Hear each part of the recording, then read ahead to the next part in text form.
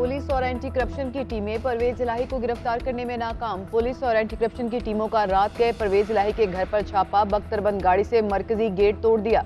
एहलकार दीवारें फलांग कर दाखिल हुए, घर में तोड़ फोड़ की। पुलिस ने 3 मरतबा घर की तलाशी ली। चौधरी वजाहत हुसैन और रासिक इलाही के घर की भी तलाशी ली गई। अंदरूनी दाखिली दरवाजा भी तोड़ दिया, खिड़की के शीशे तोड़ दिए। चौधरी सालिक और चौधरी शाफे पुलिस को दरवाजे तोड़ने से मना करते रहे। धक्कम पेल के दौरान चौधरी शाफे हाथ पर शीशा लगने से जख्मी। ड्राइवर्स, गार्ड्स और कारकुनान समेत 27 अफराद को हिरासत में ले लिया गया। जहूर पैलेस में ऑपरेशन 8 घंटे तक जारी रहा। सुबह 5:30 बजे टीमें वापस लौट गईं।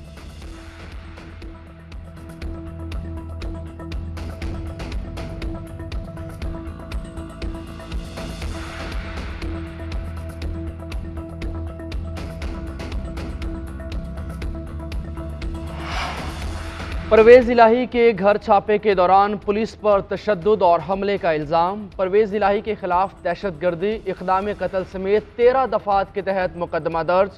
थाना गालिब मार्केट में CO एंटी करप्शन की मुद्दत में दर्ज मुकदमे में मजीद 18 अफराद को भी नामजद किया गया।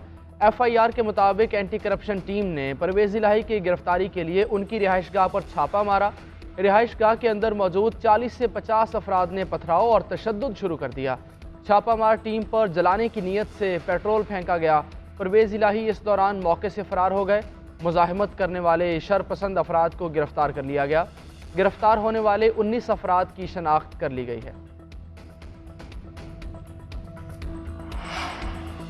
एंटी करप्शन गुजरांवाला के मुकदमे में परवेज इलाही की हिफाजती जमानत का तहरीरी फैसला जारी। लाहौर हाईकोर्ट के फैसले के मुताबिक मुकदमे की मेरिट पर जाए बगैर दरख्वास्त गुजार को 6 मई तक हिफाजती जमानत मंजूर की गई। दरख्वास्त गुजार डिप्टी रजिस्ट्रार को 50,000 रुपये के बचल के जमा कराए।